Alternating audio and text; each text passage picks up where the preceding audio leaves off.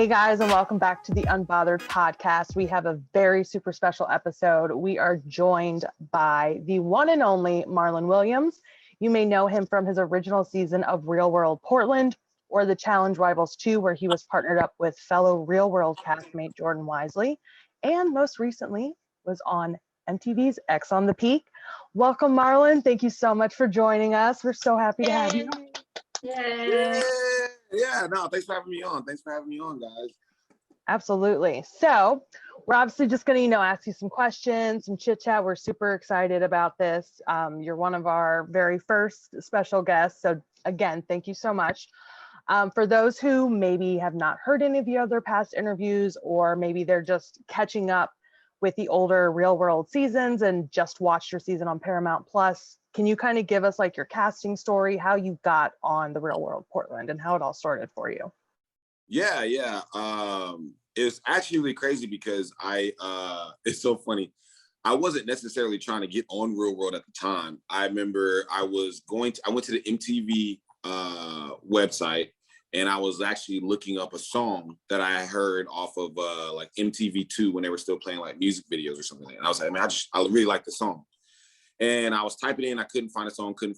And then they had one of those pop-ups, and it's like, hey, would you want to be on a TV show with MTV? We're doing casting calls. And I was just like, okay. So I pressed okay. And I was like, all right, sure, why not? So, and it sent me like a questionnaire, and it was like, send in your pictures. And then I think it was like, give us like some contact information, something like that. So I did the questionnaire, and I would say 50-50. Like some of the questions I just completely BS'd, and then some of the questions I was like, kind of serious, whatever. And then they ended up calling me. And they were like, yo, we want to, we're trying to reach Marlon. You submitted a questionnaire to be on a TV show. We want to interview. And I was like, at first I was like, well, who playing on my phone? I was like, I don't know this number. Why y'all playing on my phone? And at first I was gonna hang up, and then they were like, no, you did a questionnaire. There's a couple questions and they started like reading off the answers to some questions, and I was like, oh, okay, they for real. And then from there, I just kept doing more interviews. And then at the time it was Skype, so I had to do a lot of things over Skype, which was weird because they were like, I would do a Skype interview, and in their screen, they would never turn their camera on. So the whole time I'm like interviewing with a black screen. I'm like, all right, this could be like Creeper 5000, like, awkward. Awkward, right? Like the whole time it's just black screen and voice. And I'm like, bro, y'all better be real. Cause and then, I just went through the process. I ended up making it to like, I guess the semifinal or like the dang near like final, like, I guess tops. And so then they flew me out to LA, met the producers. You had to meet like with like a psychologist. You had to do a drug test. And then they ghosted me for like, I think it was like almost 3 weeks. Like ghosted me bad. So I was like, oh, I got cut, didn't make it. Yeah. Went and got like a job and was doing like some other stuff, had moved on. And then they just called me out of the blue and was like, hey, you made it. And I was just like, what? And then, rest is history. That's awesome, though. Yeah. Do you remember the song you were looking up? That's amazing. Do you remember the song you were looking up? It was it was he's not even, I don't even know if he's making music anymore.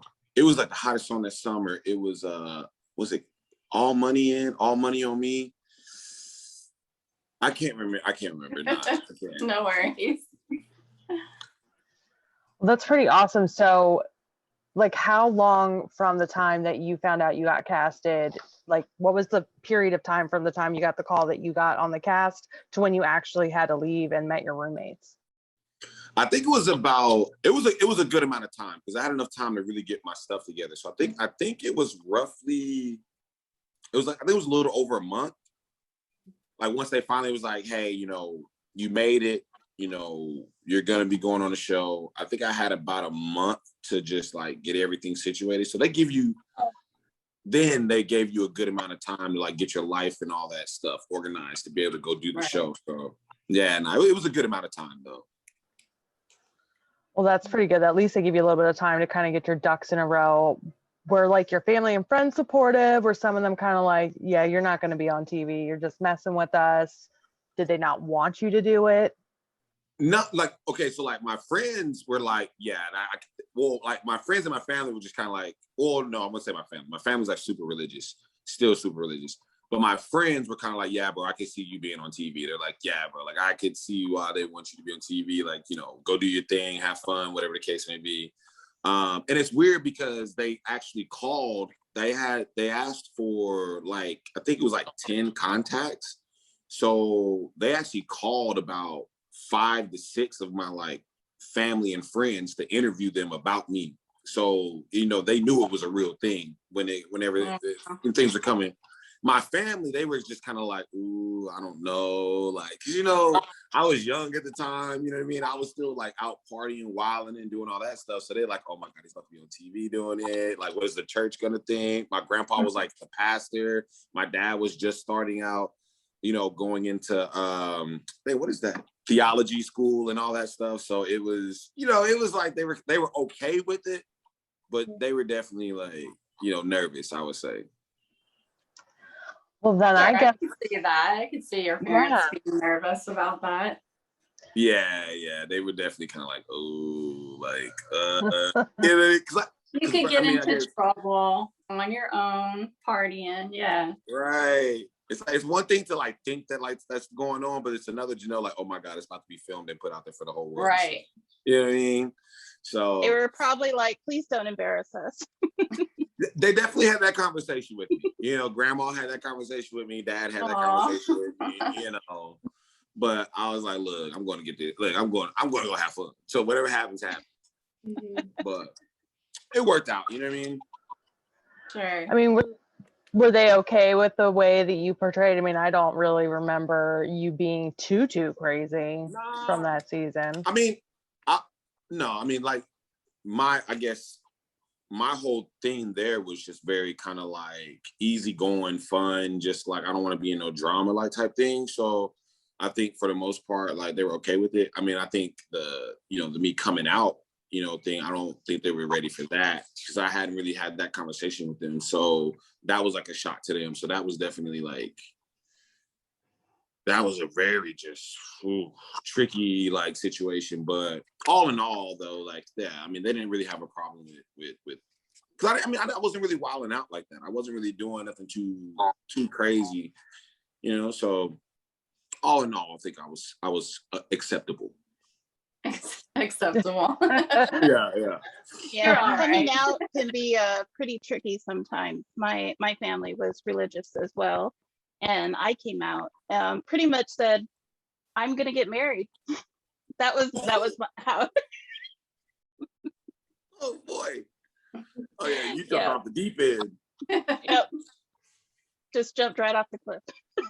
Now it's a tough situation too, because like, you know, I mean, coming out now is still a very tough thing. And I think Taraji P. Henson, I think hit it on a nail. She's like, coming out shouldn't be such a thing in society because it causes like PTSD. There's anxiety. There's all these like negative emotions about like coming out. And I still feel like it's not as much now as it was back then.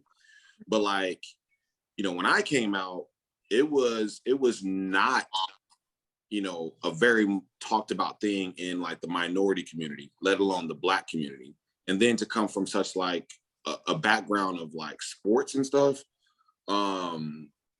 you know, that was a conversation that wasn't really being had at the time. So I know like when I came out and which was crazy because when Real World actually aired, I was actually filming Rivals 2. And I think like the first 4 episodes of Real World had actually aired before I had actually got back to the States. So like that information in me coming out, all that had already been out for like a month. And like, you know what I mean? I wasn't on social media. I wasn't doing interviews. I wasn't doing anything. So when I came back, it was like a very tough situation because it was a lot of animosity. I mean, it was a lot of hate during that time for me, just because, I mean, I lived in Texas and I remember like, you know, gay people were getting their weddings crashed, you know, or they were like getting their plans canceled. I mean, people were getting kicked out of the military. Like it was a very like, it was me coming out was like right on the cusp of a lot of just pushback for the LGBT community. So I know for me, it was like jumping in the fire whenever I came back from Rivals 2 and then having to manage like my family and stuff. So I know like I'll say the first year, man, my life was like turned inside out, upside down. I mean, I lost friends, you know, some relatives didn't talk to me. Like I remember it was a really like tough like situation to even like have that conversation on social media or just in life. But I mean, it all worked out. It all came full circle. Because, you know, I had all those people that were like, yo, like, I vibe with your story. Like, I'm so glad that you had that conversation because it segued the way for me to have that conversation with my family. Or I'm glad you came out because it's like, I play sports and I was afraid to come out, or just in general, just like in the Black community alone, it's just like a hard conversation still to this day for a lot of like, especially Black men. And, you know, so many of them having that courage to go ahead and just be like, I can come out, be myself, and like, you know what I mean? They had the confidence to do that after hearing my story. So all in all, full circle, I think it did more good than bad, but it was a tough transition at like that first year. Yeah, but you're like a trailblazer. That was very brave of you. You know, I wasn't trying to blaze no trails, but it just happened. Yeah, like I didn't go in there with matches and gasoline, but somehow it happened. Yeah. But it was a conversation that needed to be had. So I mean, I don't necessarily regret coming out. I just think that I wish that I would have had a little bit more control of how it came out, and then I wish I could have been present when that episode aired, so that I could like give more background or give more context when it was fresh. And I think that it would have I don't know, it would have made things a little different, you know. Yeah. Is your family supportive now? Yeah. I mean, my family never stopped supporting me. You know what I mean? In the sense of, you know, they're like, we still love you. You know, it was more like, I wish you would have told us ahead of time. You know what I mean? But I got, you know what I mean? It's like, I wanted to have that conversation, but I was also in Thailand. You know what I mean? So it's just like, you know, but no, I still have, you know, mad love for my family. Like, it's not anything crazy like that. I mean, they're super religious, so that it's not one of those things where they're just like, you know, we're happy about it, but you know, they have enough love and respect for me that it's just like, all right, you know, that's your thing. We'll let you do you, be you. It is what it is. And they probably just want you to be happy. Exactly. Wait, how was it for you when you told your parents, like, Bo, by the way, here's your wedding invitation? Pretty much same thing. Well, and they said, really? And it was awkward silence for a little bit. I'm like, really? And they're like, okay, well. And this is when my dad was still alive. He's passed since. But he said, you know what, Chrissy, I just want you to be happy. So as long as you're happy, I'm happy. So can't ask for more. Yeah. I mean, you really can't ask for, I feel like, it's because you said your family is religious too, right? Like super religious. I mean, I feel like for them, like that's the best that you can really get, because it's such a shock to them. Like, it's just kind of like, so even my dad, he's like, even my dad, when I tell you, he's like, this is not he's like, I never thought I'd be having this conversation ever, you know, with my son. But it's just like, well, you know, you are, and so is the rest of the world. I was in my 30s. So I was in my 30s. Yeah. And so they were just like, are you sure? Right. Where's the cameras? Is this a joke? You know, like, yeah. But no, it's wow, 30s, that's crazy. I mean, what so I guess basically I came out when I was in 20, that would have been like 23, 24. Because I think the show actually aired when I was, I think the show actually aired when I was like 23, 24, something like that. So I was still fairly young, you know, figuring things out. As we all do in our 20s.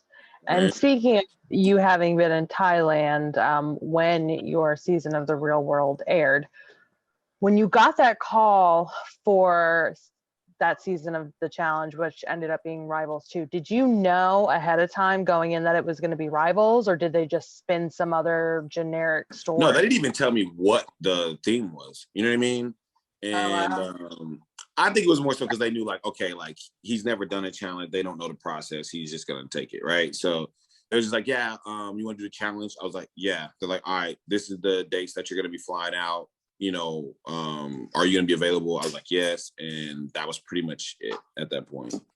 I didn't put it like this. I wasn't really asking too many questions anyway. So, like, like I was going to go regardless, you know? And then when you found out, how did you feel?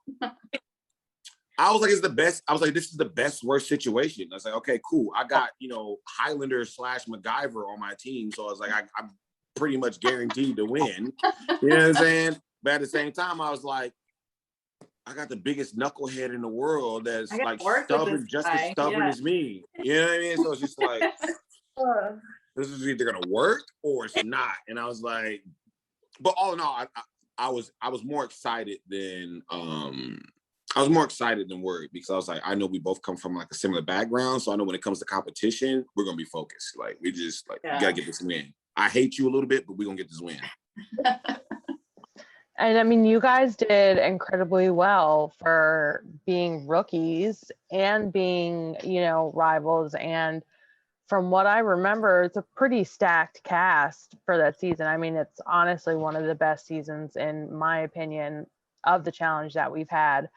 Do you still get calls for the challenge, or did they just like stop?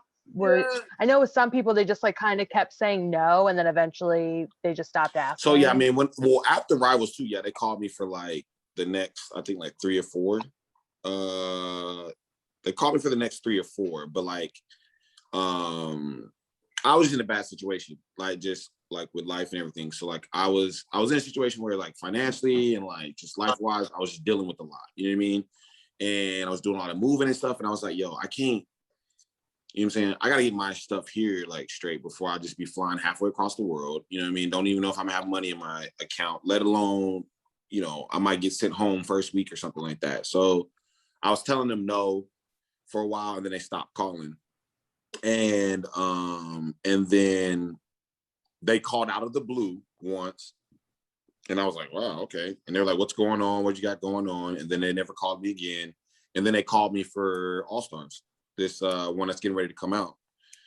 They called me to see if I was available for that one. So yeah. I mean, they called me, they didn't cast me, right? You know? Look, we got to start somewhere, you know? Right.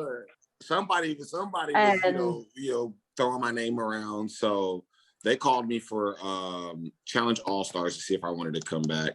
And yeah, I mean, they ended up not casting me, but I guess, you know, I'm still on somebody's radar. And we'd love to see you. Yes, and if this season of All Stars does well, it may open up some more opportunities. I mean, if you could choose, and maybe you're not sure yet because you haven't seen the season because it hasn't aired yet, but if you could choose between going back on a regular season of the challenge or instead doing like another season of All Stars, which would you prefer? I think there's pros and cons to both. Looking at the cast of All Stars, I mean, not to be shady or anything, but like, I just think that these are a lot of older guys that probably don't have that same level of just like competitive oomph. Whereas like, I mean, I'm into fitness and bodybuilding. Like, I'm still like in pretty prime shape. So I think like I would probably have a little bit of an upper hand if it's a physical, like, you know, traditional challenge. So All Stars would be I guess, a better advantage. But politically, I would be the biggest underdog in the house because everybody there is going to have some type of history or some type of connection. And I would just be kind of like the fly on the wall, not knowing nobody, you know? Yeah. But as far as the current challenge, I mean, I know a few guys. I'm cool with a few guys. Like, I've, you know, like Corey, and I met Nelson. Like, I mean, Anissa's in there, like, you know, Nani, like I've done a challenge with them, with CT, like, so that I would be able to walk into the situation and kind of have some leverage. You know what I'm saying? So people know, like, all right, that's not that, you can't, this might be only his second time, but we got to give him some respect because he actually, like, he came with the sauce when he was here. So I think, absolutely. you know, so I think it's pros and cons to either one. Right before you came on, I was telling him, I'm like, he is so jacked compared to when he was on before. It's insane. Yeah, no, I'm definitely not anywhere near where I was. Like, I mean, yeah, like when I did Rivals 2, I mean, and it's so funny to me, right? Because when I did Real World and I did Rivals 2, I was already probably, I'd say 15, 20 pounds smaller than what I normally was. Like I normally walk around, like back then I was normally 220, 225. On the show, I think I was like maybe 200, maybe a little less than that. And then like, and people still thought like, okay, he's kind of like a big dude. Now I'm walking around at like 250. So like, so like, you know, like I'm a completely different human being at this point, you know. So if I go back to a challenge, it's like, you know, I'm coming in like a tank. Yeah, I don't think they're gonna mess with you. Nah, I don't think so. Like if you went on and it was like teams, who would you want to play with? All right, so are we doing teams like all male teams or co-ed teams? Whatever, either. Both. If I'm doing co-ed, I definitely want to be with Jenny. Because I think that she's actually well-rounded. Yes, we love her. Yes, yeah. Jenny's, and like she proved that like she's not just bronze. Like she has some brains. Right. She's well-rounded, and I think that we could complement each other's game, and we wouldn't hold each other back. If it was a male challenger, I mean, I would probably go with Jordan again if he was there to like if he's doing challenges still. I would definitely probably go with Jordan just because the experience and then the competitive level will be the same the whole way through. Yeah. You know? And you know how it is to work with each other now. So yeah, it work out. So exactly. We would just hit the ground running, like, all right, bro, we done this, let's do it. Like, boom. Yeah. You and Jenny, that would be amazing. Man, can you imagine? Like, no, that would be crazy. You know what's funny? Dominate. Right? I mean, what's funny though, everyone like just go home. That's the first time, like if they had like a set like that could be the first time that they actually put together like a co-ed hall brawl. Oh, that would be so cool. I would love to watch that. I mean, think about a co-ed hall brawl, like the guys in the middle, and then have the females running. Like, dude, you know what I'm saying? Challenge call me. That would be crazy. Right? They need to call you. That's awesome. Yeah, because then you got like Tori, because then like I mean, what? Let's see, because Tori, you could put Tori in there, you could put Casey in there. Like we've got some females that can get down there and like battle it out too. Cam. So like, Cam for sure. She ain't afraid to get her hands dirty. Like we love her too. Dude, I love Cam, yo. Like she's like one of the few females in a while that like she's playing the freaking game. Yeah. Like she's playing the game how like she's playing the game. Good at it. God, she's so good. I mean, she has it all. She's smart, she's athletic, she's gorgeous. Yes. Yeah. Leroy got him a good one, boy. Yeah, he did. But yeah, I'm rooting for Cam. I like her a lot, man. I hope that she's a major face in the challenge for like a little while because she's doing good. Yeah. I completely agree. I love Queen Cam. Who do you still talk to that you were on your season of the challenge with, Rivals 2? Is there anybody that you still talk to that you're close with? I mean, I still talk to Jimmy. I still talk to Jordan every once in a while. I don't know. I know I bring her up all the time. Anastasia. I know she kind of, disappeared on everybody. I talked to Leroy. I actually just visited Leroy up in Houston like not too long ago. I'm trying to think of anybody else. Yeah, I mean that's about it, really. So have you been watching this season of the challenge by chance? Yeah, I've been watching it. I watched tonight's episode, but then like I think like Okay. the episode before that, maybe two. I missed like 2 episodes, but I've been watching majority of the good stuff. Did you, I don't know, was Teresa on your season of Rivals? I can't Yeah. remember. I might be. No. I think Teresa was there. Man, Rivals had everybody though. Now I think Rivals pretty much had, Rivals 2 pretty much had everybody. I think one of my Teresa favorites. was. I think Teresa was on that season. I was going to ask, like, if you remember her style of gameplay in Rivals too, if it's pretty similar to what she pretty much did in Double Agents. She didn't have the same. She didn't have the same pool in Rivals 2 as she did in this one, just because we had so many other like big dogs in there, female wise. You know what I mean? Because I mean, God bless, bless her soul. DM was still there. We had Cook, we had Jazz, we had Nani, we had John A, we had Sarah, we had Paula. You know what I mean? You know what I mean? So we had some females in there that like she couldn't play the game the way she did in this season because you honestly you really didn't have any rookies outside of the people from our season that was on there. Everybody else was pretty much vets. So it was just like she couldn't roll the same way. Yeah, I just looked up. She was with Jasmine. That's who she was partnered with. Yeah, okay, that's okay. Yeah, green team. Yeah. So yeah, no, it couldn't. She couldn't run the game the same way. Is there anyone from your real world season aside from Jordan that you do talk to? And like, is it surprising, like somebody you didn't think you would really be close with when you entered the house that you still actually kind of are? I mean, Avery, I chop up with Avery every blue moon. I mean, like, I'm not saying like we talk like every month or like every week or anything like that, but I keep dibs on her. So we link up every once in a while. And then Anastasia, I didn't think me and Anastasia were gonna be like as tight as we were. Like me and Anastasia we're really tight. Like, I mean, like for a while. And I was not expecting that at all. Like, I thought we were on 2 different planets. And just after the show, we had like a couple conversations, just like with what she was going through, with what I was going through. And it's just like, we realized like, dang, like if we would have known this, like about each other, like then, like our relationship would have been like completely different. That's pretty cool. Yeah. That makes sense. That actually makes sense. I thought she was hilarious on Rivals too, by the way, when she slapped CT. I know, right? Like I loved it. She's just a free spirit. It was like, funny. You know, she's just doing her own thing. Like, oh man, like she's a hoot. She's doing really good though now. Like I've talked to her a few times. Like, she's good. doing really good. That's awesome. And were there any like crazy moments that you can remember or stand out to you in both your real world and your challenge seasons? Or any like fun stories?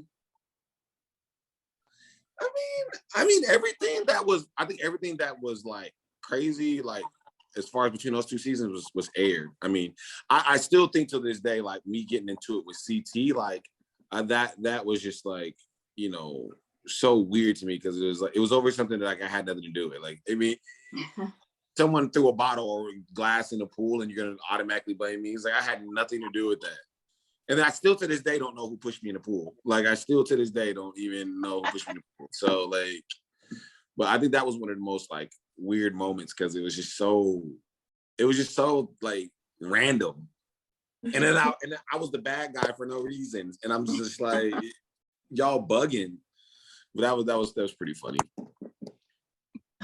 I love that. I still don't know who pushed me in the pool. I didn't tell you and then have it on camera. That's crazy. Right? That's crazy. Fire the camera guy. You should have got that. Exactly. Been on his Right? job. No. Production, call me. I'll take a side job. I'll take a spot on the challenge and the camera guy's job. Yeah, we'll take both. We'll take double the salary. So we know you were on X on the Peak, and Jemmy was one of your exes. How does that work? So okay. So first of all, me and Jimmy started. Obviously, we met on Rivals 2, right? So on Rivals 2, we had like we flirted with each other, but like it never became a thing. Like it was just kind of like that, like passerby, like we would just flirt, and then like whatever the case, then we would just, it just didn't go nowhere. And after the show, after Rival was over, we didn't really talk right after Rivals 2, but like later on down the line, it was like, all right, you're like right down the street for me. Like Louisiana's not that far. I'm in Texas. And we kind of just started chopping up like in the DMs. You know, I'd like her pictures. She liked my pictures. So we tried to do the long distance thing. And it just, I think it was one of those things that like we were trying to rekindle like what was in Rivals 2, but it didn't work. It didn't have the same chemistry. Like we were two completely different people from that time frame. And it was just rocky because it was like, she'd do something to piss me off and then we wouldn't talk for like 3 days. You know what I mean? Or like we'd have plans and then like, you know, I'd piss her off and then plans would get canceled. So it was just like, it was toxic as hell, basically. But you know what I mean? I don't know. And I don't know. I guess we just kept rolling with it because it was like, all right, well, the long distance made it kind of easy to just like come back to it because there wasn't as much pressure as if you're like right there in the same city as somebody. You know what I mean? So you can always just kind of like pick it up and be pen pals, I guess you could say, whatever. But so that was like off and on for like a year, maybe 1.5 years. And then we just said, nah, it ain't gonna work. It's just not gonna work. That makes sense. So then what was it like being in the X on the Peak Lodge for the taping of that show? I mean, it had a pro. Imagine. I mean, it wasn't terrible. I guess for me, Jimmy being there was actually kind of like a relief because like at the beginning, like when I first got into the house as a single, I was just in drama with everybody, like from the jump. It was just like drama. And I was just like, God damn, like I just can't catch a break in this house. So then when Jimmy got there, it was kind of like a breath of fresh air because it was like, all right, you understand how I think, you understand how I operate, you understand why I move the way I move. So she was kind of like a catalyst for the other people in the house to be like, oh, that's why he's the way he is, or that's why he reacts the way he reacts. So she kind of gave me that little bit of extra like cushion. Like a comfort level. Yeah. Definitely like some comfort level. And then that kind of helped me relax, helped me kind of like take the pressure off.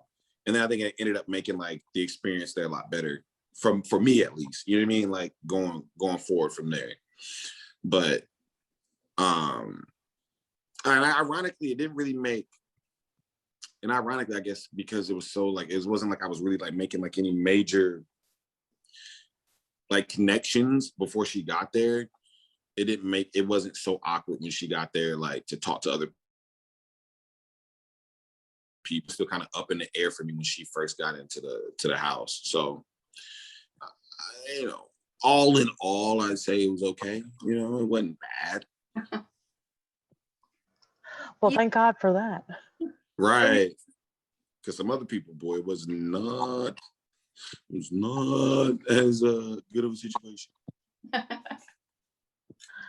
Yeah, is there anybody that you were on that show with that you really just genuinely clashed with and just no matter what, you guys just couldn't get along? No, I mean, I had like little little things here and there, but I don't think there was anybody that I just didn't get along with. I will say that like me and Georgia, like me and Georgia had like this one little falling out, and we never really just tried to like get past it, but we were still like cordial. It was still like we would still talk to each other, whatever. But I could tell that like she was kind of like just completely turned off at that point. It was just more like, all right, you know, I'll be nice, you be nice, we can talk, and then that's it. But outside of that, no, I mean, everybody else I was pretty chill with. What is Adore Delano like? Because I love her. Oh, me too. She's amazing. Me too. Yeah, no. Yo, like it's so funny because Adore is so mad, like she's like all over the place, but it's just like good, fun, goofy energy. Like, you know what I mean? Like, you know, somebody that's just always like typically like in that good, happy mood, but just is lost at the same time. She's always like, party. Yeah, party, pizza. Yeah. Mm. But no, she's so hilarious. Like she's so fun hearted. Like I mean, like she's that person that she's like she always wants everybody to get along. She always like if things are getting like too tense, she tries to throw that like awkward joke in there to get everybody like relax a little bit, you know. And then too, she's just always ready to party. She's always just like, let's just have a good time, you know. F it, you know. Let's just have a good time. So she's good people, man. She's just a good like you know, just like when you meet somebody who's genuinely like nice and it's not a facade. Like you know what I mean? Yeah. Like she's got that energy, and she's just a really good person, man. Like what you see is what you get. She's just a really genuinely good person. That's amazing. That's amazing. That makes me I love her so much. Yes.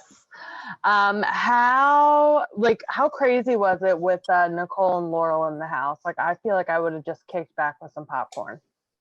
Oh my God. So there was this, there was this one night. Like, I think they showed it, right? They showed I think Laurel just got way too lit one night, and it was like Finding Waldo. You know what I mean? Like she was literally going through the entire house looking for Nicole. And it was just so funny because she was so lit that like Nicole was right in front of her face and she couldn't see her. Like she just couldn't like process that Nicole's right there. So we're all in the house like egging her on, like, no, maybe she's upstairs. And like she would literally like walk right past Nicole, and we're just like, you didn't just see her giggling in the sheets? And she's like, I can't find her. We're like, no, duh, you can't find her. She's not trying to be found. Like, why are you not getting this through your head? Like, it was the most, and it went on for like at least an hour that this girl, I mean, and Nicole would like get up and like run to a different place, and like Laura would hear her and she would be like, I can hear you, Nicole. And she would like try to go and find her, and she'd be hiding again. And she'd be like, did you see her? Did she just come in here? And I'm like, no, I didn't see her. I ain't seen her all night. And it was just like for an hour and a half. I think it was like almost 2 hours, maybe. Like it was so hilarious because this girl literally was dead set on finding her to have some, I don't know, random conversation about something that they probably already talked about 3 million times, but could not find this girl for 2 hours. It kept the whole house up, and we were just we were geeking the whole time. I love that. That is crazy. Oh my God. It's just like they showed a piece of it on TV, but it was just like they didn't get the whole gist of it because the girl was distraught looking for her. I absolutely love that.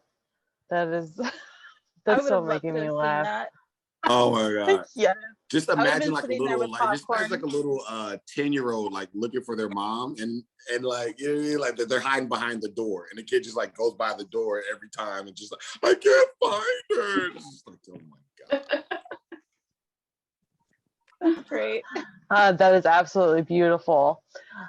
So is there anything that you kind of like projects that you have going on in your life now that you would like to share? I know I saw that you are starting a podcast. Want to maybe kind of chat about that, what it'll be about, where we can find it, when it does come out, and all that good stuff, because I know I'd probably love to be on it. What's that?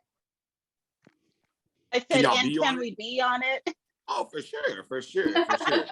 No, seriously. I definitely I want to do a podcast, but it's not going to be specific to like any one thing.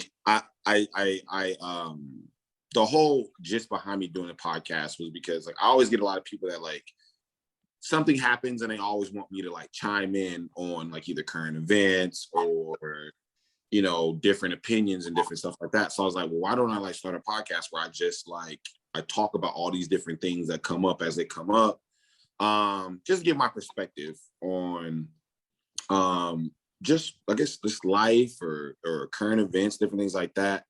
When I do get it up, I just don't know if I want to run it as my own website, if I want to do it through like Patreon or like something like that. I haven't figured that out yet.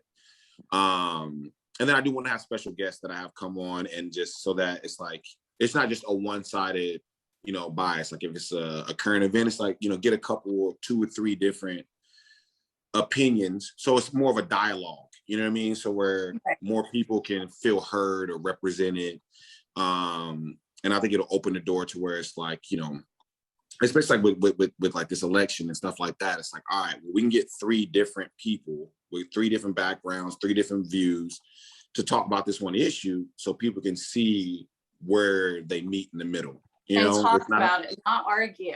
Yeah, not an argument. Yeah. It's just, all right, you speak here, 5 minutes, speak your piece. All right.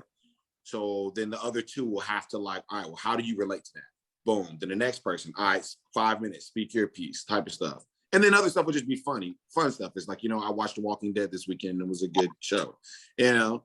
So you still watch it? I thought I was the only person that still watches it. I watch it religiously. Do you? I'm not on the current seasons. I'm still I'm backlogged, so I'm still catching up. I just watched that. I think it's like Walking Dead World Beyond. I guess it's like a spinoff with like teenagers or something. Yeah, I don't watch the spinoffs. No. I did. Don't waste your time. No. Yeah, I watched one episode of that. Yeah, no, it's not good. The acting's not good. The character development's trash. It's no, don't watch it. But other than that, like I'm doing music. I actually just did another interview 2 or 3 days ago with some other people, and they were asking me about my music, and so I might start doing music again, putting some music out. But my big thing is I'm going to be doing the podcast, and I'm going to be doing a streetwear line, like a clothing line. So those are my big projects for this year, just getting the clothing line out there, starting that initial promo, and really curating some content for this podcast, and like just you know, trying to connect people more so than, you know, having everything be such a divided, you know, thing for every little issue that happens. It's like, let's find some common ground on a lot of these issues. And exactly. And then too, like, I'm a big fact guy. I like to put the facts out there. I like people to be able to say, like, you know, I have this belief because of the information I have. And it's like, okay, well, here's some factual information that might be conflicting, you know, to your belief. So now, how do you process that? How do you deal with this new information, you know? And then have a dialogue, not an argument, just a dialogue. So I love that. That's a great idea, especially because it's hard just nowadays with social media. It just takes a lot of the humanity out of a lot of the conversations. Yeah, and everything's so polarized. It's like no one even, it's like, I think somebody said, like, everyone listens to respond versus listening to try and understand. And I feel like, you know, you miss 80% of the dialogue because you're more concerned on, well, how do I rebuttal that versus how do I just relate for a second? How do I just understand for a second, you know? I absolutely agree.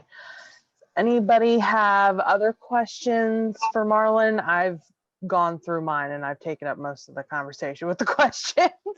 What's your thought on this season of the challenge? Like, who do you like and dislike this season? Well, the episodes you've seen. Okay, so I'm disliking Kyle, not because of like him as a person, but because of the way he plays the game.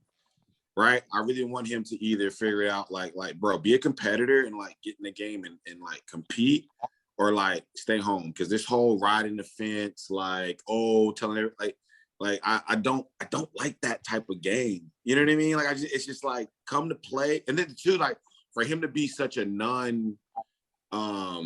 like, he doesn't offer anything to the game as far as competitive, but then you want to talk down on somebody like Anissa, you know, who's actually trying, you know what I mean? She's actually trying to play the game. She's actually trying to put some effort in, and she's just not necessarily doing the best, right?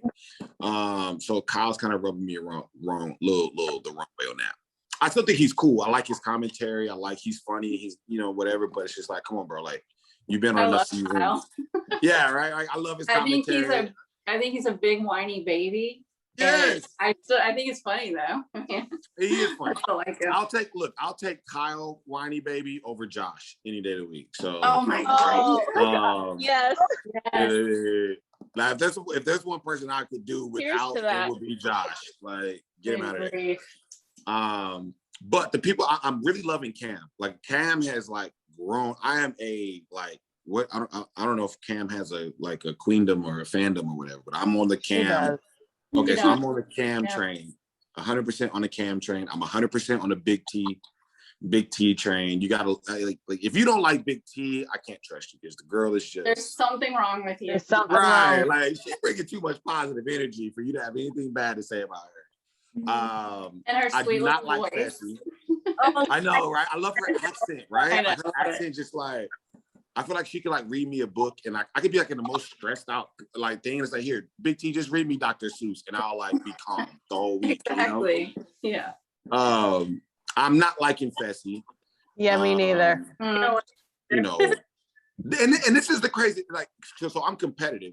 So like for me, it's like I want to like Fessy because I feel like he's one of the few challengers that come in there to actually compete. But I feel like he's got a little too big of a head in the fact that he hasn't actually like done anything. He hasn't proven himself against anybody like of worth. Exactly. So it's just like, bro, like you got a lot of you got a lot of proving to do before you can be like this confident in your game. And all your, we'll say wins have been against people half your size or at a disadvantage. So you don't have bragging rights, bro. You got some stripes, but you don't have bragging rights. But I want to like him because I know we have that same competitive mentality of like, put me in whatever situation, I'm a win. But he doing too much. And then Leroy, like I always rock with Leroy, man. Like I like, you know what I mean? Like I rock with Leroy, man. I want the man to win so bad. Like he deserves it. Like the dude is like challenge, royalty, whatever. He needs to get that win, I agree. I love Leroy. He's one of my favorite male challengers of all time. And every time I say his name, my dog reacts because that's my dog's name. See, win-win. Everybody's happy. But I like him just because he's played a genuine game. All these years he's played a genuine game and try to take care of the people that he rides with, and it's just time for him to get that win. Yeah, 100% agree. 100%. Does anybody have anything else for Marlon? No, Who do this you was think great is though. the strongest competitor Do you ever? think Males. because we've been everywhere. Do you think it's rigged? Like your opinion? Wait. I didn't hear the whole question. So wait, what was the first part? Rigged. Do I think it's rigged? Yeah, like are they rigged or anything? In your opinion? Because I've seen it everywhere, and I'm we want to know. Okay, so I don't know. Okay, because like I said, so I haven't been in the challenge like in a long time, right? But when you look at these last, I'm gonna say, when you look at these last 4 seasons, I think you see some stuff being pulled that is just like, Questionable. are y'all that's questionable, because it's like that looks like y'all are trying to push for a storyline. Y'all trying to push a certain direction. And there's been some pivotal moments that I'm like, that don't even make sense that y'all would do it that way, this late in the season. And why would you all of a sudden throw that twist at just this moment to give this? So I don't know. I'll put it like this. I'm gonna say that I don't think that production doesn't have some type of pull in certain people's fates. I'm not gonna say they rigged the whole thing. I'm not gonna say like it's like, all right, this challenge CT's winning and that's final. Like I'm gonna say that, but I do think that at times they kind of it seems to look like it in this direction. Let's push it this way. It's going this way. I don't think you like it. So plot twist. And it's just like, right. Really? So that's my thing. I don't think it's completely rigged, but I do think their production has its way with certain situations, conveniently. And also, who do you think is the strongest challenger ever? Yeah. Male. Ooh. Strongest male challenger. That's tough because the challenge back in the day was cutthroat. I mean, you had to run finals in corduroy, corduroy cargo shorts. You know what I mean? You had mad chafing, half mile in, and you still had to finish. You know what I mean? Like, oh boy. Okay. Strongest competitor male. I mean, with all things considered, if we're going off of record and we're going off of like who's been doing it a while, I mean, I think Daryl is probably going to be one of the guys that's up there just because he's won 4 in a row, right? No one's ever done that. He was part of that initial, those initial challenge series where it was a dogfight to win. Like, you didn't just get to a final just because people in the house liked you. Like, you had to fight your way there, and he fought through and won 4. So, I mean, I think Daryl is definitely up there for the guys. And how about female? Female? Ooh.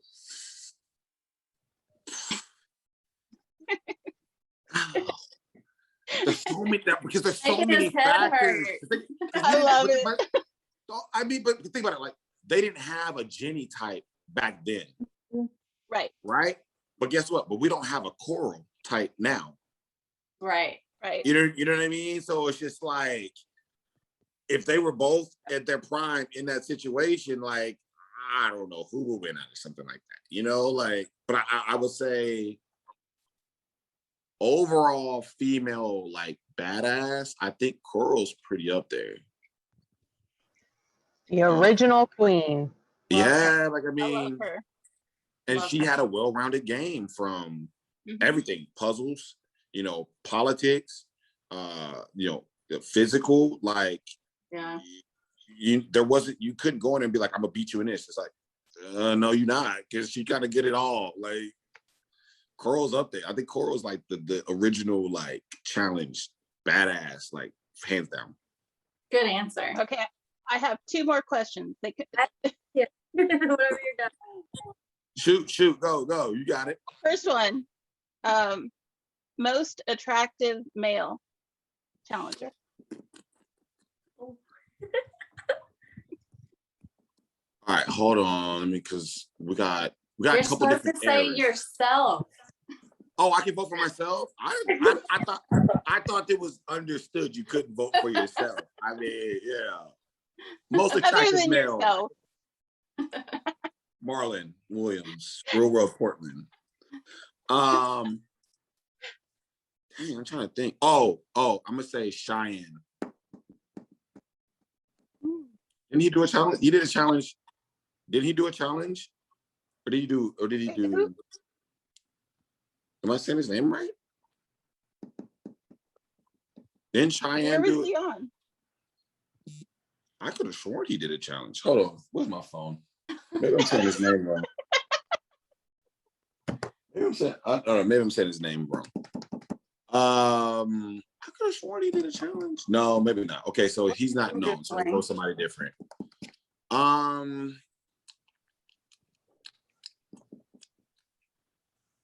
mean, Tony's pretty attractive. Tony Raines. Tony Raines, yeah. I say he's pretty up there. I say he's pretty up there. I say he's a fellow LSU fan like myself. So okay. LSU. I like LSU. You know what I mean? I'm a Red Raider at heart. Right. Obviously, but I like LSU. Go Tigers. Okay, last question for me is hottest female challenger. I love this.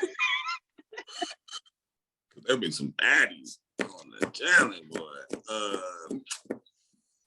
We're getting a hot seat here. Hottest female. Oh man, what's her name? I had a that would have been challenged. I think she did Road Rules, so that doesn't count. No, that'll yeah, count. it counts. Oh, it still counts? It definitely counts. Yeah.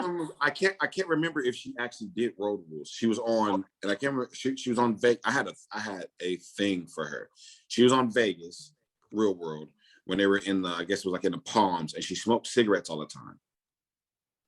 And she had she had kind of big eyes. She had really big eyes, but oh my God, I had a thing for her in high school, like really bad. Oh my God, what was her name? She was on the same season as Alton. I think she like. They dated, right? Yeah, they dated, or they were like doing something there. Yeah. I know. Oh, I can't remember her name right now either. You know I what I'm talking about, though, right? Yeah. Arula? I'm not gonna say that she's necessarily the hottest, to ever be on a challenge, but I just remember in high school. Arissa, Bryn, or Irulan? Irulan. I think it's Irulan. Irulan. Irulan and Alton were together. Yeah. Yeah, I had a thing for her in high school, like really bad. Like I was in love with her for like a minute. I think she did do the challenge. Did she do the challenge? The gauntlet was the only one she was on. Okay.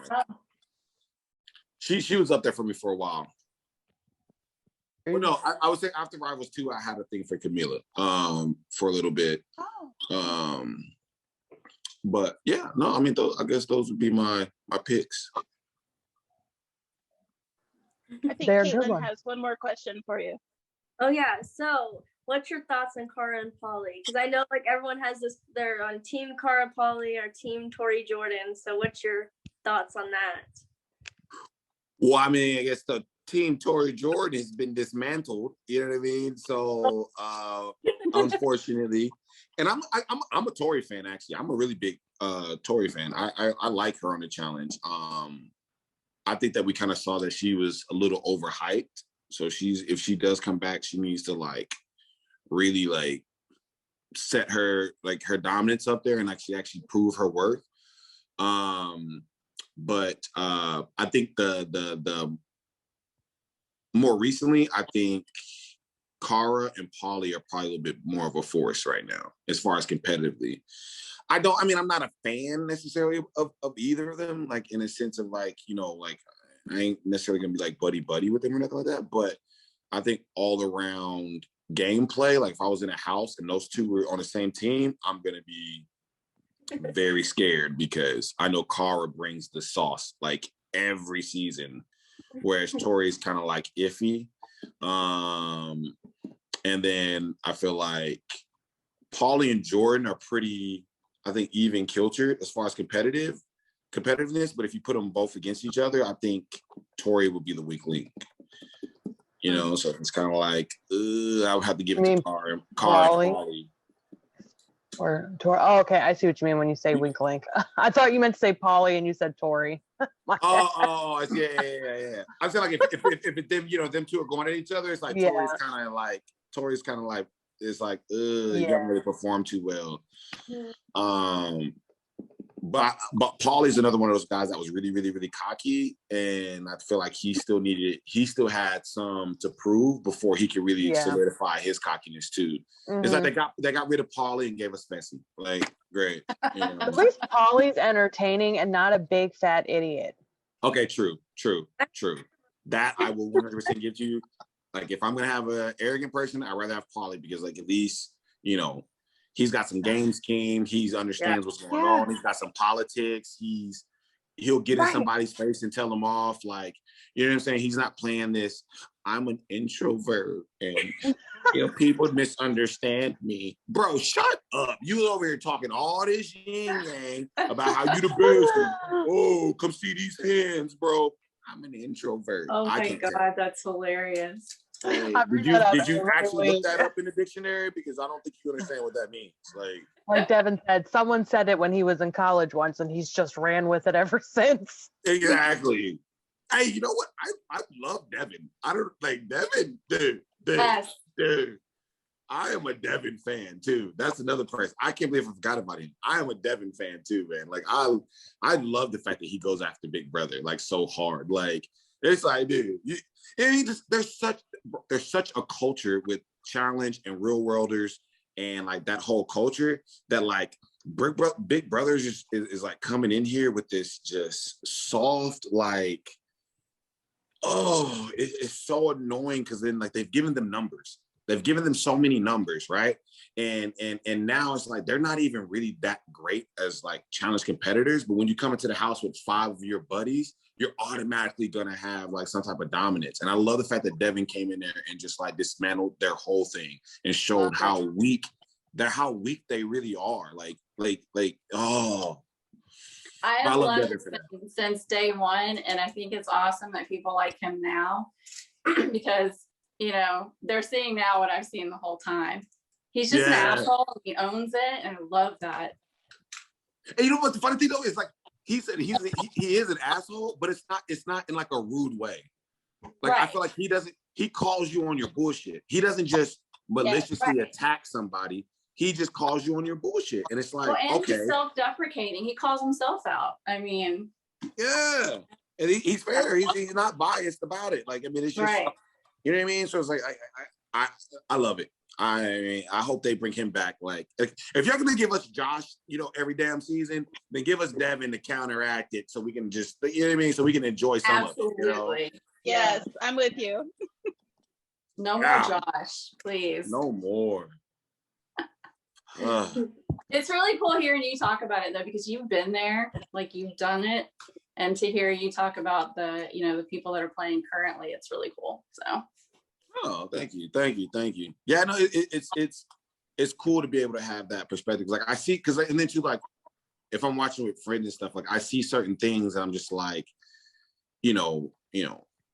from like game scheme or like from when certain situations happen, I can kind of tell that, like I can tell when like other conversations may have been had and like they didn't quite catch it on camera, and how like influences the game. And so it's really interesting to see like people's personal dynamics, and then being able to go to see social media and seeing like why certain things happen. You know what I mean? Like I see why these two people linked up so good, or I see why, like, okay, they voted this way and this person didn't. Like it's really like interesting, like when you have that inside like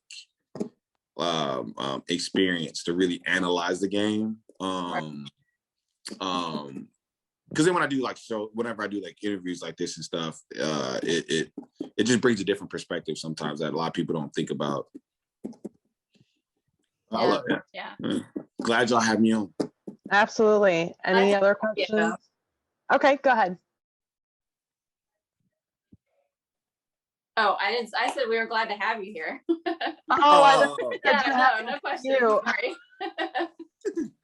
All right, well, if that is it, thank you so much again, Marlon. We really appreciate you taking the time out of your evening to join us, chat with us, answer our questions, give us some insight that we didn't have before. Definitely learned some new stuff today. We will definitely have Caitlin shoot you over the link once we get it edited and put on our YouTube. And again, we definitely appreciate it. And we hope to see you on a future season, whether it's all stores or the regular. Right, either one, right? 50-50, right? Yes, absolutely. Thank you so much, Marlon. For sure, guys. Yeah, send me that link and I'll shoot out to everybody as well. Okay, cool. Have a good night. Bye.